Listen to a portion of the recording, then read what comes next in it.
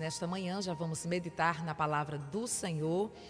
Se você puder, neste momento, abra sua Bíblia. Se não, tiver aí um papelzinho, uma caneta, anote as referências para que mais tarde você possa meditar na palavra do Senhor com mais calma.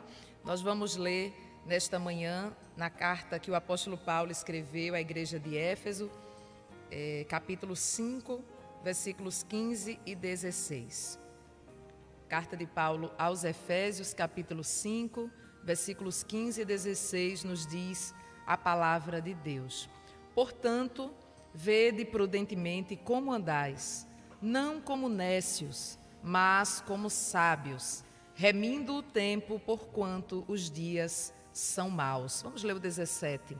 Pelo que não sejais insensatos, mas entendei qual seja a vontade do Senhor. Esses 3 versículos para nós meditarmos nesta manhã. Vamos hoje seguir com aquele assunto sobre a mordomia cristã. Falamos sobre a mordomia do corpo, não é, na semana passada. E hoje nós queríamos refletir, meditar com os irmãos sobre a mordomia do tempo.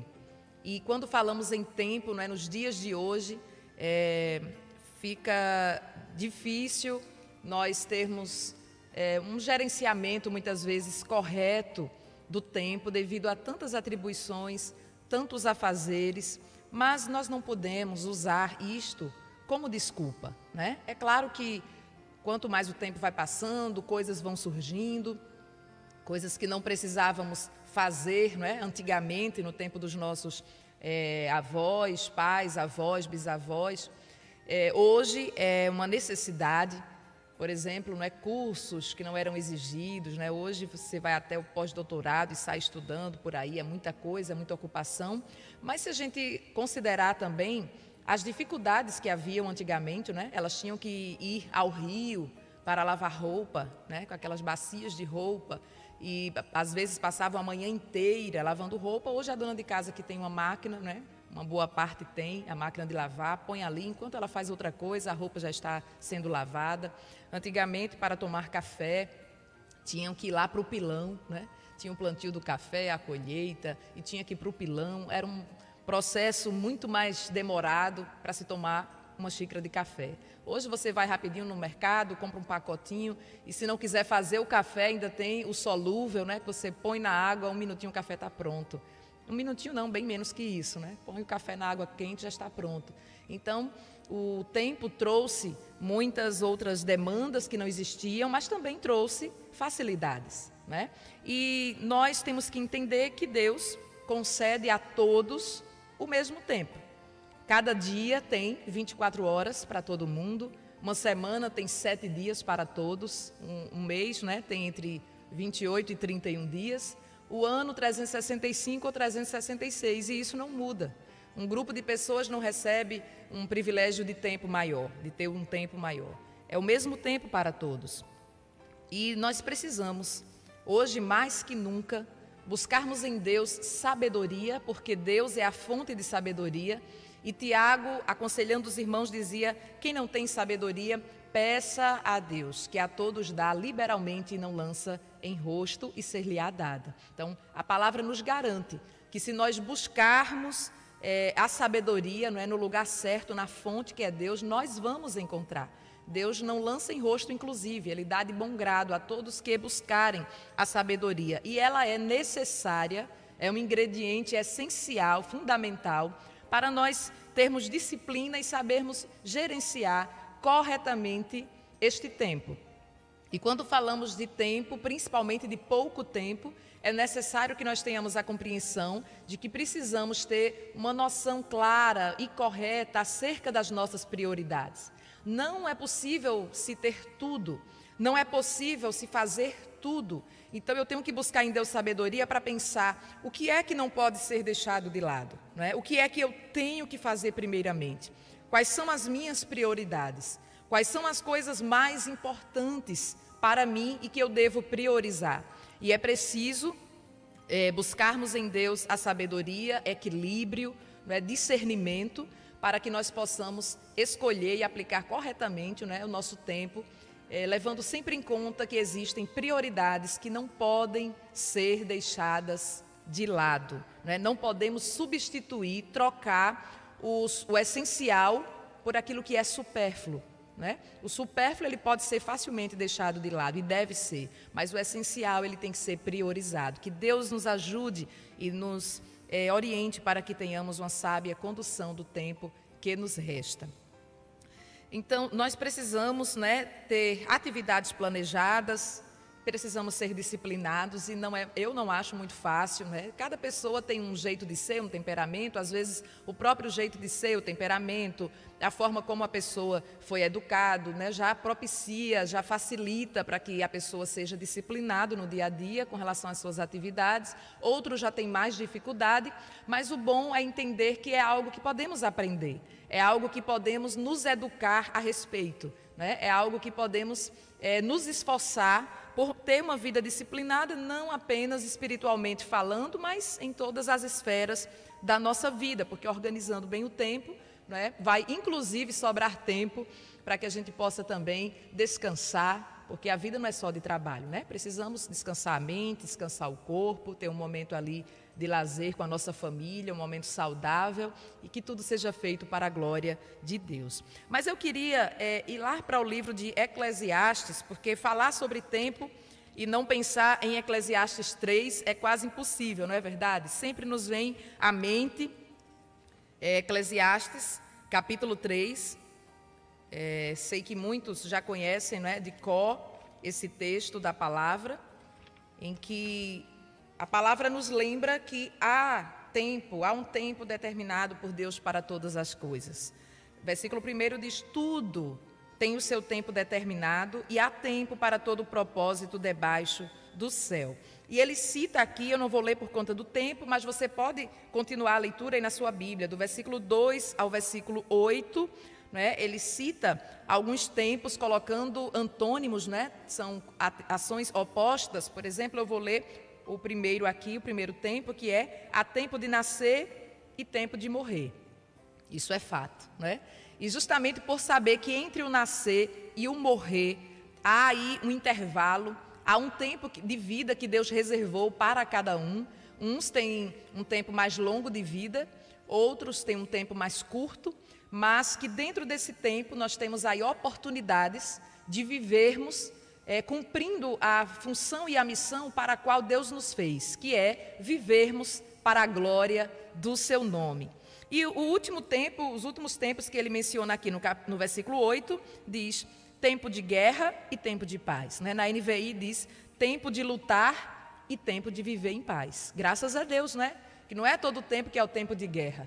Existe o tempo de lutar, o tempo da luta, mas também existe o tempo da paz, o tempo de viver em paz. E precisamos entender que a vida é feita exatamente desses altos e baixos, desses contrastes, né? Desses paradoxos.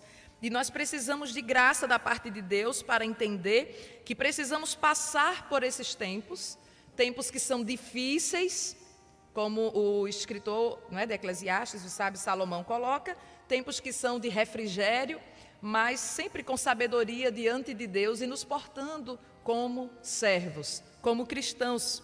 E na vida há momentos de alegria, há momentos de tristeza, há momentos de surpresa, né, de notícias boas, há momentos de desilusões, há momentos de sucesso, há momentos de fracasso.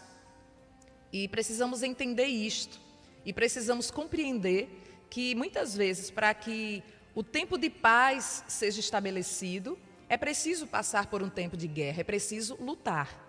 Mas que bom que Deus nos fornece, né, as habilidades que precisamos, as ferramentas e as armas espirituais para que possamos enfrentar as nossas lutas, colocando sempre Jesus à frente e sairmos vencedores e ficarmos de pé, né? Porque eu creio que a maior vitória do crente não é nem obter vitória nas guerras ou receber uma bênção apenas. A maior vitória do crente é permanecer de pé.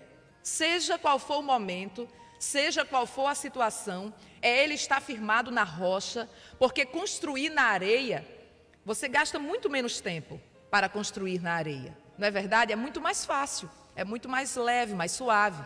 Mas construir Na rocha dá mais trabalho, leva mais tempo, mas é justamente essa construção na rocha que vai garantir que as tempestades da vida, que os vendavais da vida e que os eventos que acontecem na nossa vida, né, naqueles tempos de dificuldade, nos tempos escuros e difíceis, nas tribulações, nós não vamos desmoronar, nós não vamos embora junto com eles. O crente fica em pé.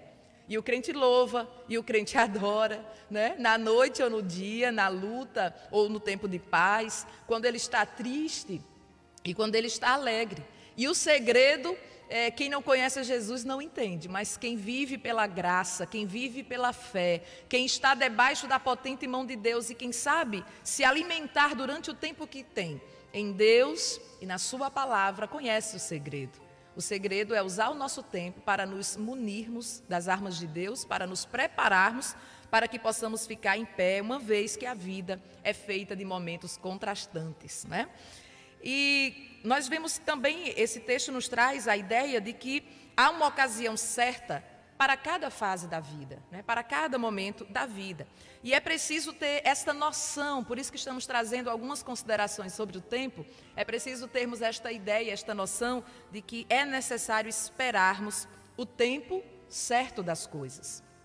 Às vezes, na nossa pressa, né? Na nossa vontade de ver as coisas acontecerem, de ver um quadro difícil mudar, de ver a noite passar e o dia amanhecer, nós saímos do propósito de Deus, nós saímos do lugar da espera, que é o lugar onde Deus nos colocou, porque muitas vezes Deus nos coloca lá no lugar da espera. É preciso esperar. E o que fazer enquanto espero?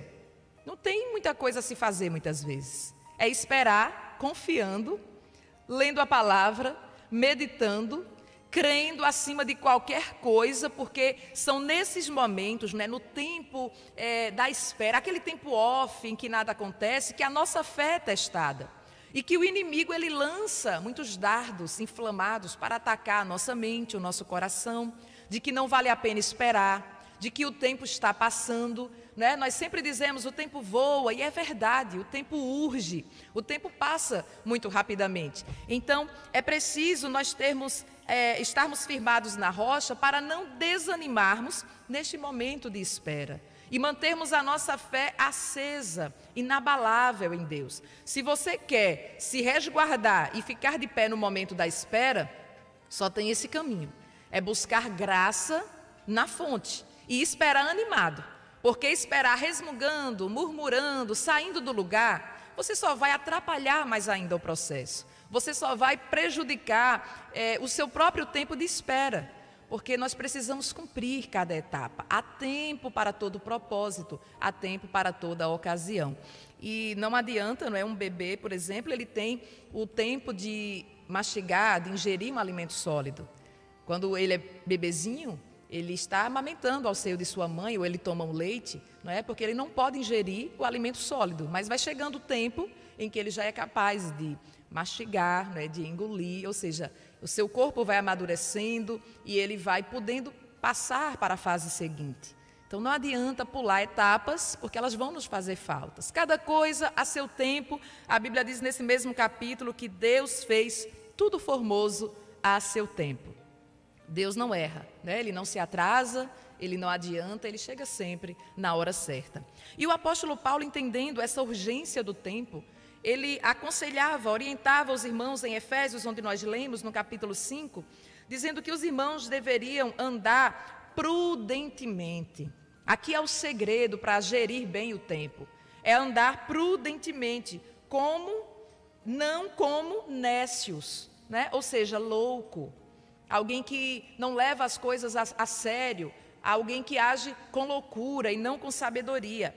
E ele dizia, não haja como nécio, não se porte como nécio, se porte como sábio, como homem prudente. Inclusive aquele que construiu a casa na rocha, né, ele recebeu esse adjetivo, homem prudente, remindo o tempo, porquanto os dias são maus. E quanto mais o tempo passa, mais os dias são maus. Quanto mais o tempo passa, eu costumo comparar um funil, né? Mas vai estreitando, não vai alargando, não vai melhorando, vai estreitando. Nós estamos marchando para o fim. E justamente neste momento que nós conseguimos ter uma ideia maior, uma compreensão maior de que nós estamos marchando para o final. Jesus está voltando, os dias são difíceis, são os tempos do fim. E é justamente por isso que nós precisamos remir o tempo. E o que é que Paulo queria dizer aos irmãos quando ele falava em remir o tempo? Remir o tempo significa não desperdiçá-lo, né? Valorizá-lo, usá-lo sabiamente, se apropriar desse tempo. A gente fala em remir, lembra do remidor, não é? Quando ele tomava posse de alguém, de algo, de uma situação, ele remia algo para si. Então nós precisamos nos apropriar do tempo que Deus nos deu e não ir empurrando, como nós falamos no ditado popular, empurrando as coisas com a barriga, vivendo sem propósito, e o tempo está passando. E eu acho que neste momento cabe uma reflexão. Nesse tempo de vida que Deus nos deu, o que nós fizemos até aqui? Né? Uns que estão me ouvindo têm 15 anos, têm 10, outros têm 20, outros têm 30, 40, 50. Estou falando também para idosos, né? Irmãos que têm 70, 80, 60. Então, é preciso, um dos segredos, eu creio, para a gente ir melhorando, é a gente refletir. É a gente pensar sobre a nossa própria vida. Porque às vezes, acho que sempre, é muito mais fácil olhar o que o outro está fazendo, como o outro está vivendo, do que dar aquela olhada para dentro. Porque quando nós olhamos para dentro de nós nos deparamos também com as nossas limitações, com as nossas fraquezas, e não é fácil confrontar a nós mesmos, não é fácil negarmos a nós mesmos, mas precisamos sempre estar fazendo esta reflexão, de preferência aos pés do Senhor, porque quando nós estamos aos pés do Senhor, fazendo como dizia o salmista, vê se há em mim algum caminho mau, sonda-me, ó Deus, conhece o meu coração. Que nós possamos estar aos pés do Senhor como o salmista Moisés, no Salmo 90. Este salmo é belíssimo, não é? E ele faz essa reflexão sobre o tempo. Então, que nós possamos nessa manhã pensar o que fizemos, especialmente nesta manhã, o que fizemos para Deus até aqui. Quanto tempo nós imaginamos que ainda teremos pela frente?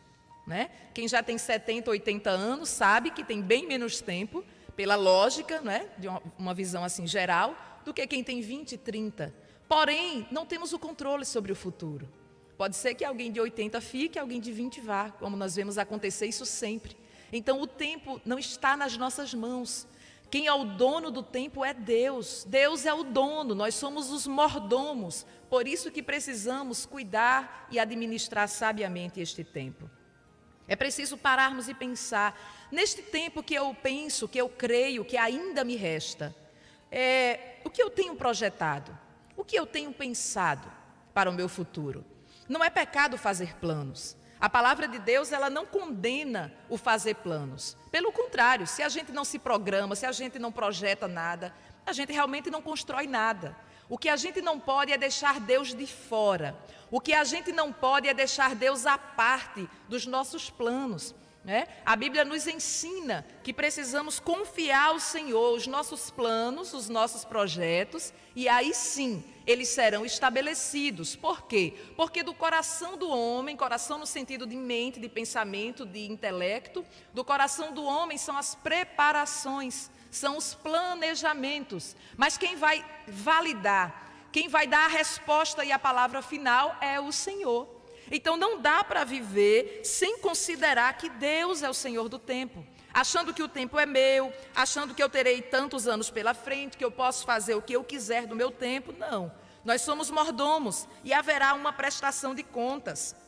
O apóstolo Tiago escrevia com muita maestria sobre isso na sua carta, capítulo 5, Tiago, capítulo 5, ele falava sobre esta questão, aliás, capítulo 4, a partir do versículo 13, ele dizia, eia agora, vós que dizeis, hoje ou amanhã iremos a tal cidade, e lá passaremos um ano, e contrataremos, e ganharemos.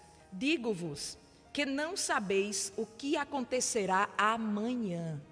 É como se ele dissesse, você não é senhor do tempo, você não é dono do tempo, você está vivendo o hoje, mas o minuto seguinte, a hora seguinte não te pertence, você não sabe o que vai acontecer. Então, ele dizia aos irmãos do versículo 14: porque que é a vossa vida? É um vapor que aparece por um pouco e depois se desvanece, em lugar do que devias dizer: se o Senhor quiser, e se vivermos, faremos isto ou aquilo. Mas agora vos gloriais em vossas presunções. Toda a glória tal como esta é maligna. Veja que terrível isso, não é? O homem se gloriar nas suas presunções, e vemos isso com muita frequência. Pessoas que acham que são donos, que têm o controle da sua vida, muitos que se iludem com a juventude, não é? E acham que podem tudo, e acham que são imortais, e brincam com o perigo, até com a morte o tempo todo, achando que podem todas as coisas. Lê do engano. Ilusão da juventude. E nesse mesmo livro que lemos em Eclesiastes, o escritor, não é, o pregador, o sábio Salomão, ele falava muito a respeito disso. É ilusão, é vaidade, a vida passa, a vida tem um fim. E é por isso que lá em Provérbios tem aquele versículo que diz que é melhor estar na casa do luto do que na que tem um banquete. E por quê? Será que é porque a gente gosta de morrer ou de que alguém morra ou porque gosta de chorar? Não. É porque os homens ali aplicam o seu coração. E o que é que isso quer dizer? É que na casa do banquete, onde há a festa muitas vezes, não há a reflexão sobre a vida. Não há a reflexão sobre a brevidade da vida. Não há a reflexão de que não temos poder absoluto sobre o tempo. Não temos de forma alguma. Mas quando nós estamos muitas vezes num velório, principalmente, não é, quando o velório é de uma pessoa jovem, todos nós ficamos a refletir. E a gente até lamenta, não é? Mas tão jovem, partiu. O que é a vida? Em mortes que são assim, pessoas vítimas de acidente, por exemplo, a pessoa fica dizendo: ele estava aqui comigo agorinha, e agora já não está mais no mundo. Não é? Ontem eu falei com ele, e agora ele não está mais. E justamente o homem aplica ali o seu coração e ele reflete: e eu? O que é que eu estou fazendo com a minha vida? Através da sua palavra, Deus está nos trazendo a reflexão de que nós precisamos remir o tempo. O tempo não é qualquer coisa, o tempo é um presente, é uma dádiva. E nós precisamos aproveitar bem o tempo, porque não se pode recuperar o tempo perdido. Por que é que o dia de hoje é tão precioso? Justamente porque o ontem, o passado, nós não podemos mais resgatá-lo. Nós não podemos mais recuperá-lo e revivê-lo. E o futuro não é nosso ainda. Não sabemos se iremos viver esse futuro que estamos planejando. Então hoje é um presente. Aproveite o dia de hoje e viva para a glória de Deus. Como eu estava falando sobre o salmista Moisés, no Salmo de número 90, não é? Tem uma expressão muito interessante neste salmo. Eu particularmente amo o Salmo 90, é uma oração que nos faz pedir a Deus sabedoria e clamar por sabedoria diante do Senhor. O Salmo de número 90 é um salmo de Moisés, fala sobre a fraqueza do homem e a providência de Deus. Justamente porque a fraqueza do homem é devido a essas limitações, né? Ele está limitado pelo espaço, muitas vezes, e sobretudo pelo tempo. Ele dizia: Senhor, tu tens sido nosso refúgio de geração em geração. Ele coloca aqui o homem como tendo uma breve passagem aqui pela vida, mas ele já exalta a Deus como sendo o Senhor do tempo, dizendo: Tu és o nosso refúgio de geração em geração. Os tempos passam, o tempo voa, as pessoas vêm, as pessoas vão. As ideias são aperfeiçoadas, muitas coisas que se faziam antigamente, hoje já não se fazem mais, coisas novas surgem, as coisas precisam serem muitas vezes recicladas, atualizadas, refeitas, mas nós servimos a um Deus, e é por isso que o tempo não pode ser um problema para nós, ele tem que ser uma bênção, porque nós servimos a um Deus que é o Senhor do tempo, e que Ele subsiste de geração em geração. Ele não somente nós apenas somos agora, não é? Eu não posso dizer, eu serei daqui a 20 anos aqui na Terra. Eu não sei quantos dias o Senhor tem reservado para mim. E que bom que eu não sei, não é? Imagina se Deus nos dissesse exatamente os dias, talvez nós ficássemos muito apavorados quando o dia final fosse chegando. Mas que bom que a nossa vida está nas mãos de Deus. Eu posso viver 20 anos, 30 anos, posso viver apenas mais um dia. E o salmista Moisés dizia, Deus não tem esse problema de estar preocupado com a urgência do tempo. O tempo é dele, ele era, ele é, ele sempre será. De eternidade a eternidade, tu és Deus. De geração em geração, tu és Deus. Já pensou que você tem como âncora um Deus que é forte, um Deus que não é desgastado pelo tempo, um Deus que não tem problemas com o tempo, porque Ele é Senhor do tempo, Ele tem um controle. Esta convicção tem que ser como a âncora da nossa alma. Esta convicção tem que nos manter firmados. Talvez você está vacilando, você está triste, querendo sair do lugar, desesperado, porque o tempo está passando, nada acontece, as coisas não mudam, a situação, o tempo de guerra não se encerra para que chegue o tempo de paz. Calma. Você não está por aí perdido no tempo e no espaço. Existe o Senhor do tempo, que é Deus de eternidade a eternidade, pelos séculos dos séculos, amém. E que tem o controle, e que tem o domínio, e que é nele que nós estamos firmados. É nele que a nossa fé precisa estar arraigada, porque quando tudo ao redor estiver mudando, passando, se deteriorando, nós estamos olhando para Ele, aleluia, e dizendo, Tu és o fundamento firme no qual eu estou firmado, Tu és a rocha eterna, em Ti eu não serei abalado, aleluia. Como é bom sentir a presença deste Deus que nos mantém de pé, que nos traz a certeza de que o tempo não é problema para Ele.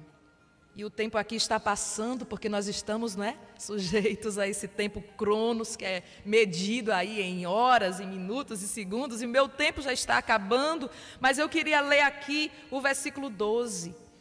O salmista Moisés dizia, ensina-nos. Está vendo que a gente precisa buscar de Deus sabedoria? Não é na universidade que se aprende a viver com sabedoria, é buscando na fonte.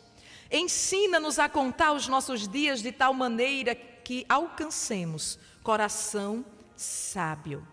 Este salmo é uma oração. E este versículo 12 é uma petição por sabedoria. É alguém que tem senso de responsabilidade com o tempo que lhe foi dado. É bom lembrarmos que Moisés foi chamado por Deus, para tarefas específicas, missões específicas. Ele tinha compromisso, ele sabia que dentro daquele tempo ele precisava agir. Então ele começa a orar pedindo a Deus sabedoria, porque ele tem senso de responsabilidade e ele tem a sabedoria de que não é dono do tempo, é apenas mordomo, e que ele precisa ser sábio para gerenciar bem este tempo, para que ele possa ter um coração sábio. Ele pede que Deus os ajude. Ele não pede só para ele, ele diz ensina-nos, Ele pede para que Deus os ajude a perceberem a efemeridade do tempo e como devem temer a Deus, porque é o princípio da sabedoria, é o temor ao Senhor. Então esta tem que ser a nossa maior preocupação, justamente porque Deus, sendo dono do tempo, Ele vai nos pedir conta do tempo que Ele nos deu. E como Ele sabe de tudo, não tem como a gente driblar aí a situação, porque às vezes a gente arruma tanta desculpa, tanto pretexto, pessoas que dizem, não deu tempo fazer, e na verdade deu. Você e eu é que não soubemos gerenciar tão bem, não deu tempo. Mas com Deus não tem como barganhar, não tem como mentir, não tem como omitir, porque Ele sabe de tudo. Então, para finalizarmos esta reflexão, como aproveitar bem o tempo? Como exercer bem a mordomia cristã, que é tão importante, que deve até ser destacada, a mordomia do tempo deve até ser destacada dentro da mordomia cristã. Primeiro, usar o nosso tempo para Deus. Eu vou citar a referência, que não dá mais tempo eu ler, mas se você quiser anotar e puder anotar aí, Oséias capítulo 10, versículo 12. É tempo de buscar o Senhor. Tem essa frase nesse versículo, e é mesmo. Cada dia mais é tempo de buscar o Senhor, mais profundo, mais fundo, conhecendo a Deus mais intimamente. Buscai ao Senhor enquanto se pode achar, Isaías 55:6. Lembra de Davi e Daniel? A Bíblia diz que eles oravam 3 vezes ao dia, né? Está lá em Daniel 6:10 e no Salmo 55, 16 e 17, o salmista dizia: de manhã ao meio-dia e à tarde eu orarei. Nós estamos orando? É preciso ter tempo para Deus. Não ter tempo para Deus é viver perdendo tempo. É preciso aproveitar o tempo orando, lendo a palavra. A palavra era o deleite do salmista Davi. Salmo 119, versículo 97. Lembra de Maria? Enquanto Marta ficou atarefada, Maria entendeu o senso de urgência com relação ao tempo. Não era todo dia que Jesus estava ali. O tempo era aquele de aproveitar o mestre. Então ela esquece casa, ela esquece os outros afazeres e fica ali, nos pés de Jesus, ouvindo, alimentando-se com a sua palavra. Lucas 10:39. Devemos aproveitar o tempo para fazer o bem. Ou seja, isso fala de mordomia do amor cristão. Em Gálatas nós temos esta ideia, não é, da lei da semeadura. É preciso semearmos, e o apóstolo Paulo, escrevendo aos Gálatas, ele exortava os irmãos no capítulo 6, é a última referência que eu vou ler aqui para encerrarmos, Gálatas capítulo 6, versículos 9 e 10. E não nos cansemos de fazer o bem, porque a seu tempo ceifaremos, se não houvermos desfalecido. Então, enquanto temos tempo, façamos o bem a todos, mas principalmente aos domésticos da fé. Está cansado de fazer o bem? Descanse em Deus, renove as forças e siga fazendo o bem. Enquanto temos tempo, significa que não teremos tempo para sempre. Um dia esse tempo chegará ao fim. Façamos o bem, exerçamos a mordomia do amor cristão e que possamos, em todos os dias que aqui tivermos, não importa se 30 anos ou se 70, em todos esses dias, possamos glorificar a Deus, possamos viver para Deus. E acho tão lindo quando eu vejo um idoso que chega na velhice, né? Satisfeito, porque aproveitou o seu tempo com sabedoria. E como já falamos, sabedoria se encontra na fonte, e a fonte é inesgotável, a fonte é Deus. Que o Senhor nos abençoe.